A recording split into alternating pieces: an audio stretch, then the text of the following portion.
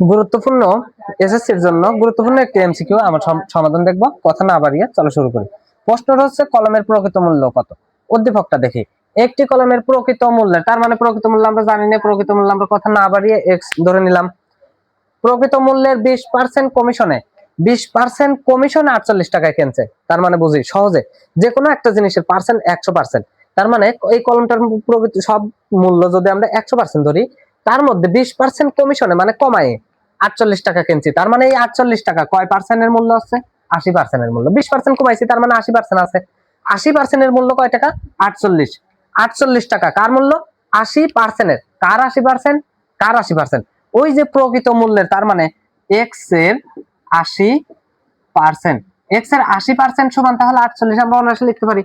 ওই যে 80%-এর মূল্য, প্রকৃত মূল্যের 80% যেটা কিনছি আমি, সেইটার মূল্য হচ্ছে 48। 80% কিনছে আর 20% কমিশন নিছে। তাহলে বা এর মানে গুণ আমরা জানি এক্স, তার মানে এক লাইনে লিখি যে 80 এক্স ভাগ, তাহলে 100% মানে কিন্তু 1/100, শুধু 100 না, এটা একটা শর্ট প্রশ্ন।